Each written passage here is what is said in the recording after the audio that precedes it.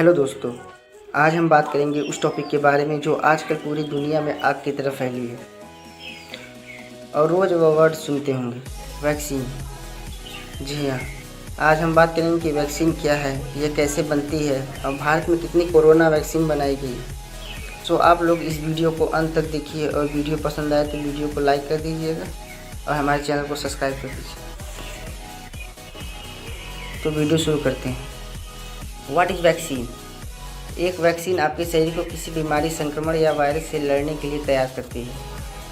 ये शरीर के इम्यून सिस्टम को संक्रमण की पहचान करने के लिए प्रेरित करते हैं और उनके खिलाफ एंटीबॉडी बनाते हैं जो बाहरी हमले से लड़ने में हमारे शरीर की मदद करते हैं। वैक्सीन लगने के कुछ वक्त बाद ही आप उस बीमारी से लड़ने की इम्यूनिटी विकसित कर लेते हैं। वैक्सीन लगने का नकारात्मक असर कम ही लोगों पर होता है, लेकिन कुछ लोगों को इसके साइड इफ़ेक्ट्स का सामना करना पड़ सकता है। हल्का बुखार आना इसके सामान्य दुष्प्रभाव है। अमेरिका के centres of disease control and prevention CDC का कहना है कि वैक्सीन बहुत ही ज़्यादा शक्तिशाली होती है क्योंकि ये अधिकांश दवाओं के विपरीत किसी बीमारी का इलाज नहीं करती बल्कि उन्हें रोकती हैं। वैक्सीन आपके शरीर को किसी बीमारी, वायरस या संक्रमण से लड़ने को तैयार करती है। अब अगला क्वेश्चन है कि क्या वैक्सीन सुरक्षित होती है? वैक्सीन का एक प्रारंभिक रूप चीन के वैज्ञानिकों ने 10वीं शताब्दी में खोज लिया था, लेकिन 1796 में एडवर्ड जेनर ने पाया कि चेचक के हल्के संक्रमण की एक डोज चेचक के गंभीर संक्रमण से सुरक्षा दे रही है। उन्होंने इस पर और अध्ययन किया।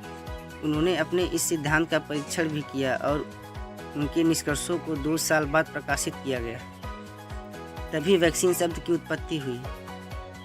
वैक्सीन को लैटिन भाषा की वैक्का से गढ़ा गया, जिसका अर्थ गाय होता है।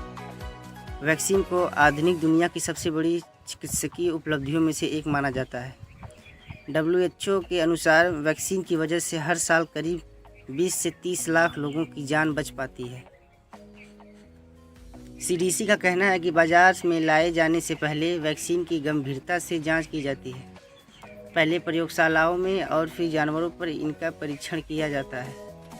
इसके बाद ही मनुष्यों पर वैक्सीन का ट्रायल होता है। अधिकांश देशों में स्थानीय दवा नियामकों से अनुमति मिलने के बाद ही लोगों को वैक्सीन लगाई जाती है। टीकाकरण में कुछ जोखिम जरूर है, लेकिन सभी दवाओं की तरह इसके फायदे के सामने वो कुछ भी नहीं। उदाहरण के लिए बचपन की कुछ बीमारियां जो एक पीढ़ी पहले तक बहुत सामान्य थी, वैक्सीन के कारण तेज़ी से लुप्त हो गई है। चेचक, जिसने लाखों लोगों की जान ली, वो अब पूरी तरह खत्म हो गई। लेकिन सफलता प्राप्त करने में अक्सर दशकों लग जाते हैं। वैश्विक टीकाकरण अभियान शुरू होने के बाद लगभग 30 साल बाद अफ्रीका को अकेला पोलियो मुक्त देश घोषित किया गया। ये बहुत लंबा समय है। विशेषज्ञों ने चेतावनी दी है कि कोविड-19 के खिलाफ पूरी दुनिया में पर्याप्त टीकाकरण करने में महीनों या संभवतः वर्षों का समय लग सकता है, जिसके बाद ही हम सामान्य स्थिति में लौट सकेंगे। अब अगला क्वेश्चन है कि वैक्सीन कैसे बनाई जाती है। जब एक नया रोगजनक यानी पैथोजन जैसे कि एक वायरस, बैक्टीरिया, फंगस शरीर में प्रवेश करता है तो शरीर का एक उपभाग जिसे एंटीजन कहा जाता है वो उससे लड़ने के लिए एंटीबॉडी का उत्पादन शुरू कर देता है। एक वैक्सीन में किसी जीव के कुछ कमज़ोर या निष्क्रिय अंश होते हैं जो बीमारी का कारण बनते हैं। ये शरीर के इम्यून सिस्टम यानी प्रतिरक्षा प्रणाली को संक्रमण की पहचान करने के लिए प्रेरित करते हैं और उनके खिलाफ शरीर में एंटीबॉडी बनाते हैं जो बाहरी हमले से लड़ने में हमारे शरीर की मदद करती है। पारंपरिक टीके शरीर के बाहरी हमले से लड़ने की क्षमता को विकसित कर देता है, लेकिन टीके विकसित करने के लिए अब नए तरीके भी इस्तेमाल किए जा रहे हैं। कोरोना की कुछ वैक्सीन बनाने में भी इन नए तरीकों को आजमाया गया है। अब अगला क्वेश्चन है कि भारत ने अब तक कितनी कोरोना वैक्सीन बना ली।